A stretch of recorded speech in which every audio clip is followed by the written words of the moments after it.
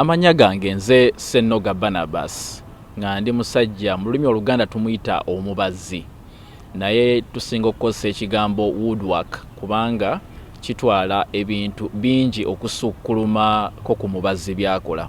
Mulimu ebyokuzimba mu construction industry, so nkiyita woodwork in general byenkola ennaku zino. Naye nga bye nasomerera era bye nakolamu ebbanga ery'emabegako byali bya bugagga bwa mu ttaka. Professionally ndi geologist, tunoonyereza ku by'obugagga ebibeera mu ttaka nga amazzi, amayinja ag'omuwendo, amafuta. Ebyo bye nasoma e Makerere era bye nakolamu ebbanga lye nasooka okukola nga nakamaliriza okusoma. Ba geologist ebiseera ebisinga tubeera mu field, okujjako nga akola gya mu office nga abakola maps n'ebiringa ebyo, ne nabo era bagenda mu field okufuna information ne data gwe beetaaga okukozesa okusobola okudevelopinga maps ne reports government zeekozesa okubanga emanya ebyobugagga bisangibwawa, bwebanga enaawa license omuntu yenna eyeetaaga okuvumbula oba okusima ebintu ebyo. Nakolera mu bifo bya mirundi 3 emirimu gyange. Natandikira Mbale, Manafa district kwa tuwe bagiyita. Waliyo mineral bagiyita vermiculite. Vermiculite ekola mu byuma bino eby'amasannyalaze, ekola nga eyambako amasannyalaze obutashookinga mu byuma ebyo by'amasannyalaze. Kati gye twasimanga okumala omwaka mulamba n'ekitundu bwe nakolerayo. Bwe naveeyo ne ngenda Mubende basima gold. Nali nkolera company bagiyita AUC Mining nga ekola okunoonyereza n'okusima gold. Eyo nakolerayo emyaka 3 nenvaayo netandika kati okukola ejange eja private naye mu mazzi nga nkolagana ne company bagiyita Icon Engineering Services naye nga basima mazzi. Kati eyo gye nasembayo okukola nayo mu mirimu gye nasomerera. Bwe nkola emirimu gyange okumala emyaka gyali 6 n'ekitundu, nafunamu okusoomozebwa. Nali njagala kutandika family naye nga ebiseera byange ebisinga mbimala mu field. Nendaba nga kijja kuneetaagisa okuba nga nfuna ekintu kye nsobola okukola nemba nga mbeera kumpi ne family yange. N'ekirala ng'omuvubuka oba omusajja akuze, essente ze nafunanga mu mulimu ogwo nali ntuuse nga ndaba tezikyasobola kutuukiriza byetaago byange byonna. So neetaaga okugaziyaamu nenoonya opportunity mu business. Era nengezaako okukola business wano e Kampala, nagezaako okulima n'okulunda ne bitankolera bulungi nnyo. Era okusala mu store eyo gimpaya, nakola loosi y'amaanyi nnyo ate nga n'omulimu gwe nali nkolera nali nguvuddeko. In fact neegoba nga njagala ngaziyeemuko naye nennemererwa. Ndowooza saafuna kuwabulwa ng'omuvubuka, nafuna just emotional outburst nengamba anko oyo kozesebwa kantandika ebyange bijja kunnyamba okusobola okwefuga. Naye bwe bitaagenda bulungi nenzigwamu nnyo amaanyi. Kati nina mukwano gwange omu bwe twamala okusoma ye yatandikirawo egy'obusuubuzi ng'agenda e China nadda bw'atyo. Kati mu kiseera ekyo nga sirina nnyo byenkola, yannoonya n'aŋŋamba lwaki tonneegattako ne tukola ffenna e China, okiraba otya? Yamugamba sikirinaako buzibu, mbadde sikirinaamu ssuubi lyonna lyakuvaano, mbadde ngezaako kukwasaganya byange wano ndabe nga bikola. Maybe China nagyegasseeko kusuubula kwongera mu byenkola wano, naye nga yeetaaga omuntu ow'okukola naye kubanga naye we yali ng'emirimu gifuuse mingi, n'ansaba ne tugenda ne tutandika okukola naye China. So kati awo we natandikira okulaba ate opportunity ey'enjawulo mu business eyali eyawukanira ddala nnyo ne ku bye nasoma era bye nali nkola. So nansobozesa kubanga ne ssente saazirina. Yanyamba nnyo mu process eyo okusobola okuprocessinga visa, air ticket, nansitula mu bufunze. Nakiwandiikamu n'ekitabo n'ekituuma lift up, omuntu okuyamba okubanga akujjawo oli n'akusako ku ddaala eddala mu buyambi bwe yampa. So nenyanguyirwa okubanga yali already abaddeyo ebbanga, so nensanga nti nina family mu nsi endala okunyamba okumanyiira embeera z'abantu, ebifo bye tukoleramu.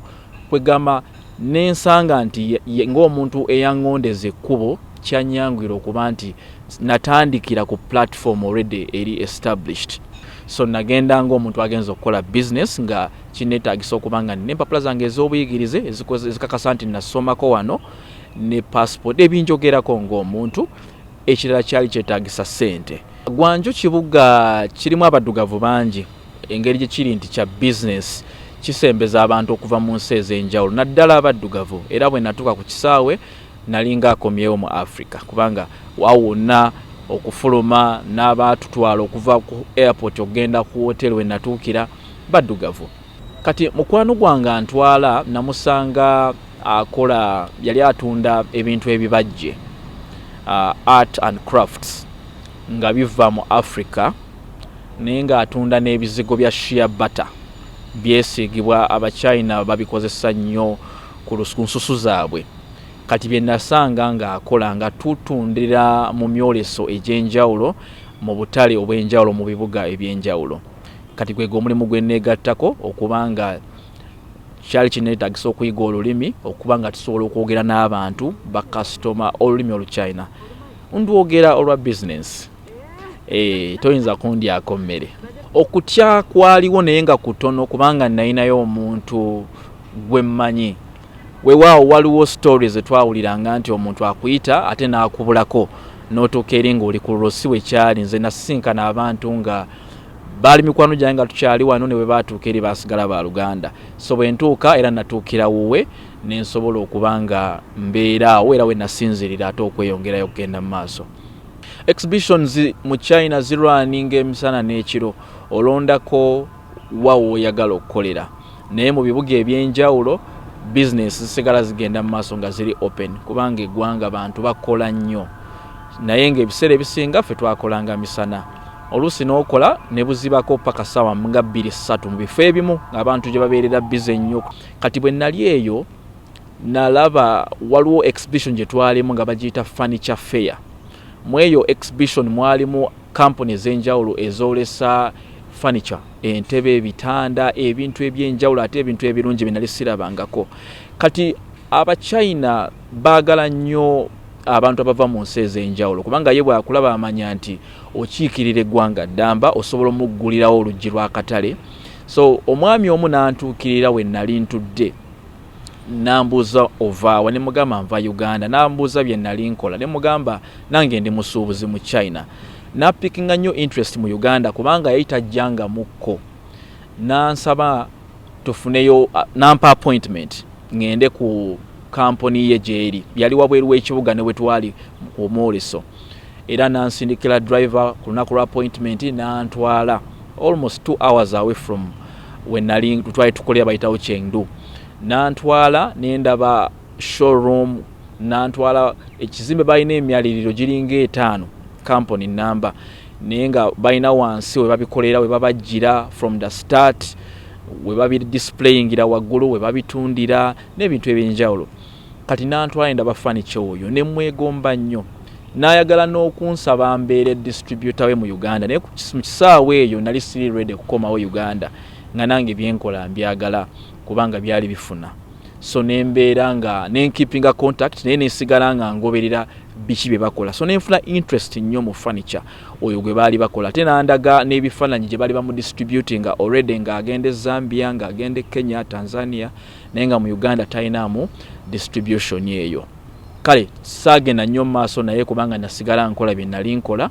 Naye ekintu ekirala kye neenyigiramu kyali kyakuyamba kati abasuubuzi ab'enjawulo. Bwe nayiga olulimi nalaba abantu bangi abasoomozebwa bwe bajja mu China olw'okubanga tamanyi lulimi, abamu nga banyagibwa, abamu nga babaseera. Bwe nafuna Abannayuganda naddala abamanya nti gye ndi bancontactinga nga n'agamba nzijja China naye ntuukira wa ntandikira wa. China ekuwa exposure ate ekulaga nti osobola tosobola kukola byonna naye olw'okuba nti it's a business hub ekuleetera okuba nti oyagala okugezesa. Kati ng'okyali n'amaanyi n'obudde osobola okugezesa ebintu bingi until you find kati ky'ogamba kati kino kye mba nteekako essira kye njagala okumalirako ebiseera byange. So bwe nabeerayo tulina ebiseera bye twalinga nga tetugenze ku mwoleso kubanga nagyo gyabeerangawo mu biseera eby'enjawulo. Naddala egyo egy'amaanyi giyite egya gavumenti gyetegese nga government ya China ina emiroso gyategekanga nga bw'okwatayo omudaala obeera omanyi nti ojja kufuna business nnungi kubanga gya attracting abantu bangi okuva mu mawanga mangi. Naye wabeerangayo gino emitonotono gye tuyita oba egy'ebyalo oba egy'ebibuga nti ekibuga gundi kyategese omwoleso. Kati ennaku ezimu twesanga nga watabaawo omwoleso munene ng'oyinza okwesanga ng'oli bubeezi ku woteeri w'osula. Kati ebiseera ebyo bye nakozesanga okutambula n'engendako mu bibuga ebirala ndabe biki bye bakola n'okutambulako mu butale obw'enjawulo okutegeera biki abantu bye bagula. Kati obumanyirivu obwo bwe bwannyamba nti abantu bwe bajjanga okusuubula nti anoonya engatto manye engatto we zisangibwa, ayagala emizindalo waliwo bapasita abantuukirira nga baagala mizindalo gya kkanisa nga mmanyi aw'okugisanga emirungi era ne mbatambuza nga ne mbatuusanga mu butale obw'enjawulo. Kati ebyo bye byandeetera okuba nti kyoyinza okugamba nti nakola ebintu bingi naye kyaliwo okuba nti exposure ekukuba ku maaso olaba abantu abakola ebyenjawulo n'oyagala naawe oyige nga kiyinza okufuukira ate omulimu. So kwalinga kugezesa naye ate nenneesanga nga mbikolamu ne ssente mu kuyamba abalala. Okusoomozebwa kwaliwo kungi. Kisookera ddala olulimi. Nga tonnayiga lulimi nga sinnayiga lulimi nasoomozebwanga nnyo kubanga ebintu ebisinga byonna bitambulira ku conversation. Bw'oba ogenze ku dduuka oyagala okugula ekintu oyogera kiki oyagala. Otuuka mu restaurants ezimu nga zaaba China, purely Chinese, nga ne bw'ofuna menu eri mu Luchina, tekuliko kigambo kya Luzungu. Kati nga ne bw'oba oyagala kusaba mmere okaluubirirwa. Oyinza okutuuka ku bus park ng'oyagala kugenda mu kibuga byonna nga biwandikiddwa mu Luchina. So okusoomozebwa kwaliwo kw'amaanyi naddala emyaka gyange egyasooka ebiri nga simanyi lulimi. N'ekirala Abachina bantu bali fast, bali very fast. Kati bw'obanga wamanyira okukola ebintu byo kimpowooze weesanga olekeddwa emabega. N'omuntu abaasa okutuyambako nga ba translators kubanga ne bw'oba oyiza olulimi eriyo ebintu ebimu ebiri detailed nga byetaaga mu China ate ne ba customer abo okufunamu confidence nti mu China waabwe yakola naawe. Kati mu bintu ng'ebyo nasoomozebwanga nnyo okuba nti osobola okulekebwa. Oyinza okubanga oyagala kukwata train naye olwokuba tomanyi kyakwogera tomanyi wootandikira ne weesanga ng'ekulese. Bintu byonna bitambulira ku speed and time. So nakyo kyansoomoza naye ate kyanchallenginga okuyiga okupikinga pace okusobola okuba nga nange nsobola okukola bye nina okukola mu budde obwo. Ekirala ekisoomooza emmere. Gwanjo kibuga kirungi nti kirimu abaddugavu era n'abamu abaddugavu abakolayo bizinesi zaabwe osobola okufuna ekyokulya osobola okusanga emmere y'abaddugavu. Okusanga akawunga n'okalya nti kawunga oba n'emmere eya bulijjo gye tulya wano kubanga kyo kiri mixed. Kati bwe twatambulanga mu bibuga ebimu twasoomozebwanga ku mmere. Waliwo wootuuka nga tomanyi naki ky'olya, olaba kifaananyi kirabika bulungi ne tomanyi kiki ky'olya naye olwokuba nti olina okulya n'olya. Kati ze ndi explorer embeera gye nakoleramu ne gye nali nkolera mu field yange eya geology yandeetera okuyiga okugezesa. Kasale kikulumya lubuto ng'ekyo okiyiga. Otherwise kyotasobodde oba ogenda kulya mugaati na soda. Emisoda nkakasa nagirya. Ebyo byonna birya. Seafoods nagezesa n'endya nebinkolako obubi nembivaako. Naye nga nabigezesanga. Navaayo 2019 December before COVID. Era nakomawo okulya Christmas nga neteekateeka okuddayo mu January. COVID n'atandika China. Ne baggalawo so nensigala wano. Busosoze naddala mu bitundu ng'omuddugavu bakulaba nti oli foreign tebakumanyiira. Tukiyita busosoze naye nze ndowooza ffenna tuli basosoze mu ngeri emu oba endala. Olaba olulimi olulala osooka kwekengera. Naye ndowooza communities eziri conservative nga ezitalabanga nnyo ba foreigners gye ziri nga balaba omu mu mwaka. Kati bw'ojja ofuuka kyakulambula. Abamu baalinga friendly kubanga walinga a stranger. Twabeeranga ku train omwana obanga ali ne jjajjaawe najja n'akutakula ku lususu alaba oba wano waliwo oyiro nga munda ofaanana nga ye naye ng'oba waliwo ebyakusiize kwegamba ebintu ng'ebyo. Naye abamu nga kale woolabira obusosoze obusinga okuluma kwe kuba nti oyinza okuba nga waliwo obutebe buno obeera mu public squares ng'oyagala naawe otuule n'otuukawo oli n'asituka n'avaawo n'atambulamu. Kale byatuuka olusi nga bikunyiiza naye olusi n'ogamba yenewe kasanza ndekedde ekifo kantuule. Byabangamu naye ng'ate nze ku ludda lwange ebyo tebyali bingi nnyo tebyali kubanga wabeeranga awantu ennaku 5 wiiki emu wiiki 2 n'ovaawo n'ogenda ewalala so saafuna nnyo kifo kyembeeramu kumala bbanga liwanvu nnyo nti owulire nga abantu bakuliko bakugeya bakwogerera kuba kati bwe twayiga olulimi ng'osobola n'okuwulira nti bakwogerako naye ng'obiginowalinga kubanga ebimu byavanga mu mbeera ey'okuba nti tebalabanga ku muddugavu tebamanyi byokola naawe tumanyi bye bakola so n'okireka bw'otyo nyinza okugamba natambula 80% of China nali Guangzhou nali Beijing Shanghai Hefei waliwo Shandong naliko Nanjing naliko Urumqi kyesemberedde Pakistan ku boda ya Pakistan naliko Fuzhou naliko Nanchong Changchun Hebei ejje biri I think biri so traditional mu bifo ebimu tekuba kulwana for them it's like art Shanghai je biri waliwo ekifo bakita Xiamen osanga nnyo ne tempo zetwalabanga ebyo mu firimu za Jackie Chan osanga ebifo bwe bityo so babikozesa nnyo omwaka ogwasooka gumu n'ekitundu saakomawo ko Uganda mu mwaka ogwokubiri nenkomawo kati bwe nakomawo nentandika nga nkola emyezi 3 kwena ku 6 nga nkomawoko ebbanga eryasigala nkomawo nga mmanyi nzirayo era ne visa yange yali ekyaliko kubanga kati oluvannyuma lw'emyaka 2 twawandiisa company twagulawo company mu China bwe nagendera company yali registered mu Uganda era nga tugendayo nga basuubuzi kola business kuvaayo ne visa nga batuwaya bbanga ttono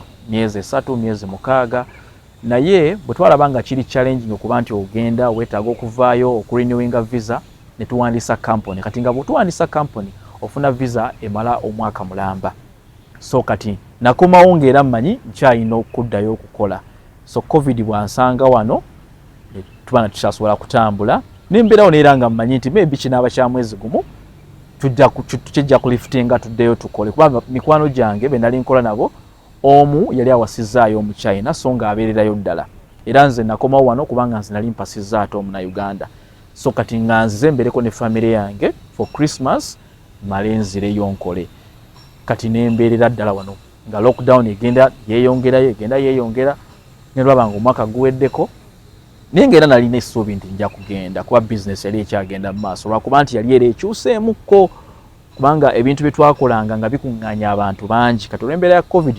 tebaddamu kukkiriza nkuŋŋaana z'abantu bangi so most of those parks exhibition centers era zaggalawo olw'ekyo kati nga business eri mostly online ng'ebintu byaffe byonna tubitadde online naye ng'era bitambula mpola nnyo olw'embeera yaliwo of uncertainty teri amanyi kiddako so neŋŋamba kati kansigalire ddala wano ndabe ki kyennyinza okuzzaako okukola nzikiririza ddala nti Katonda yannuŋŋamya okudda kubanga tewaaliwo nsonga y'amaanyi nkomyawo Christmas ezimu naziriirangayo naye kwolwo ekyamazima nzikiriza Katonda ye yakola kubanga n'ekibuga we bagamba covid bwe yatandikira nze we nasembayo okukolera era we nasimbulira okuva okudda e Uganda era nakola ne testing nga ndowooza nyinza okuba najja nayo kubanga abantu bali batandise okufa naye nga tekinaba kutuumwa linnya nga tebamanyi kituufu kitta abantu kyantwalira ebbanga kumpi myaka 2 nga sinnadda mu system ya Uganda kubanga ebirowoozo byange byonna nali mmanyi nzirayo kukola wano nave Uganda nga jjuke be nali nkugambye kubena sooka okukola byonna nga bifudde nga sikyayinza kudda ku mulimu gwe nasomerera nga tinago nga ngugaya ndaba ndi overqualified sente ze bampa ntono business ne capital gwe ninawo nga siraba nti nsobola okwanguwa okutandika ekintu because of twali mu covid abantu bintu biri mu kuggalawo ate nga sobola kulowooza nti nze ntandike mukyala wange yali akola kya mukisa mulungi nga yatuliisa naye nga nze nkyalinga ali mu transition tessaa zonna ngenda so lockdown yesembayo bwe bagiliftinga obwongo bwange buzuukuka ngamba mbadde waka ebbanga lino lyonna sirina kyenkola olwo nziramu kati okutandika okulowooza bye mbadde nkola eri nsobola okubikola wano naye nga ababikola wano ndaba nabyo si byebikola obulungi ennyo kyobola nti naffe twabijjanga wano ate okubitwala eri okubifunako ssente ennungi. So nembanga kati obwongo nga ndowooza kikyenzizaako ne musajja mukkiriza n'okusaba n'ensaba Katonda n'okusiiba ne ngamba Mukama mpaayo idea kikyenyinza okukola. Mba ndi awo mpita mu bintu byange emails zange nendaba omusajja gwe nakyalira mu factory ekola ebintu bya furniture nga yamperezanga emails nyingi nga mbuuza kikigenda maaso tusobola okukolagana nga ndowooza n'okumwanukula ndaba oba anampa business byonna ne muwandika era nanziramu nangamba munnange nakunoonya nafuna ne distributor ali eyo ebintu byange gye byatandika okujja mu Africa nempulira ennaku naye kyasigala kindeetera interest okulaba nti furniture ono yali unique nnyo nentandika okuresearchinga kati ku furniture nendaba abantu bye bakola wano e Uganda ng'ebisinga ndaba bye bya bulijjo abakola ebitanda byonna byosanga ku makubo emmeeza ntebe ninga noonya kintu ki kyensobola okukola ekyenjawulo. So interest mu furniture yonna girina y'amaanyi. Taata wange nga tannafa yali mubazi ebbanga lyonna nze saagendako na mu workshop kukolayo naye ate bakulu bange abamu babajja ne mukozi munnammwe wano Kefas musajja amanyi ebintu by'okubajja baabikolamu ebbanga naye ate nze saabiriimukko. So neekuba ku bantu newaka wembeere kulambire waliwo bajjiro gye nalinga mpitako buli lunaku nensangayo omusajja mukulu ne musaba ne mugamba nandyagadde okuyiga ku bintu bino oyinza okunzikiriza okubeerako wano. Nakkiriza yali wakisa nentandikanga okuba nga ali ku internship nga mbeerayo ne mukolerako ne muga tewetagana kunsasula wabula njagala kuyiga ebintu bino nansomesa. Awo nenvaawo nensinkana ate muvubuka munnange naye yali akatandikawo workshop ye kati ngaawo nfuntandisa okwetunda ng'omuntu abajja nga nkolayo obuntu butonotono ne mbussa ku TikTok nentandika okugamba nti nkola woodwork naye nga vision yange ntono nnyo. Nalowooza nti ngenda kukola bu pieces of art buno bwe batimba ku bisenge oba kootuuza ku mmeeza naye nga kavudde muti kubanga nabiraba nnyo China naye nga bo bakosa machines abamu babikosa mikono nembwegomba kati nga ndowooza njagala ntandikire ku obwo ndabe kye bunankolera. Kati bwe nkyalira mukwano gwange mu workshop emu nangamba obwo buntu butono osobola okukola n'ebintu ebinene osobola n'okukola entebe ne mugamba ebintu ebyo sibimanyi bulungi saagala kubyeteekako kweswaza nkwate omulimu gw'omuntu gunnemerere. Kati munnaye era ng'abantu b'omanyi naddala abakumanyi bwe balaba nga ntimbye ebintu byange nga bambuuza okola ebintu bino nalina obuvumu ngera ngamba mbikola naye kati nga nfunye confidence nti bwe nfuna omulimu gw'omuntu gwe siisobole nga ngutwalira mukwano gwange yalina established workshop ng'agukola nga mpaako ka commission. Nali nakamu emirimu gyalinga 3 ku 4 ne ngamba naye naabanga ngaba emirimu buli gwe nfuna nguwaayo ze ndya ka commission nakoma wate nga nange siina mulimu guli awo gwe nkola gw'amaanyi. Naye yannyamba yanjigiriza ne mugamba naye nange njagala kutandika tusobola okukolera awamu. Nangamba tusobola naye ate nze kyenkwagaliza manyi nti naawe osobola okukola ebibyo. Naaba wakisa nnyo okuba nti ampa n'amagezi n'okuŋŋamba nti nange nsobola okwetongola.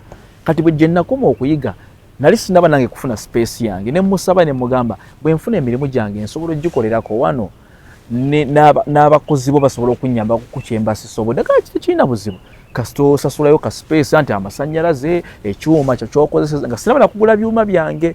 So kati nga ndeeta emirimu nengiservicingira awo mu workshop ye nengideliveringa nensasulayo akanjiita obanga ng'omusolo kati bwentyo bwe ntandika okukola kati nange nentandika okukula nentandika okufuna kasente mu mirimu gye nali nkola nentandika okugulayo bu tools obutonotono bwe neetaaga okukozesa nga buli nfunayo omulimu nfunayo ka tool kengattako ku byenkola. Kati oluvannyuma nange neetongolera ddala. Business kati ebaddewo emyaka 2 n'ekitundu. Akatale ka China sike kamu n'aka Uganda. Aka Uganda ekintu okyogerera nnyo okulaba nti okifunako omutwalo. Kati eri twasanga akatale nga kali virgin omuntu alaba eŋŋoma agamba eva mu Africa n'ogimukubiramu n'ekola eddoboozi n'akuwa $10 eŋŋoma gy'osobola okutunda wano emitwalo 5 ng'ogyogeredde ebigambo bingi ng'ogikubye n'engalo zikulumye. Kati nendaba nti eri platform yandetera okulowooza nti sente nyangu kasita oba nti otuuse wali oli organized olina ebintu byo birungi ofuna sente kanziyite nyangu. Kati bwe nkomawo ne ntuula e Uganda eyo comfort yandetera okunyooma emirimu nga ngamba nyinza nti okutuula mulimu gw'omuntu ampe $5,000 jingase eki kati obunyoomi obwo bwantuuza ewaka kati bwe natuula emyaka kumpi 2 nga ne bwe mba neetaaga transport okuva ewaka ngende mu kibuga nina okusaba omukyalo omutwalo ng'omusajja first of all kyansoomooza kubanga ffe twemanyi n'enkula gye twakuzibwamu n'ennono zaffe ez'ekiddugavu omusajja tumulabanga ye provider ye breadwinner kati bwe mba nga ate nze sireeta mugaati ate nga ngusaba omukyala kyansoomooza nnyo ne ntuuka okugamba nti I can do anything as long as kiri legal okuleeta ekikumi ewaka.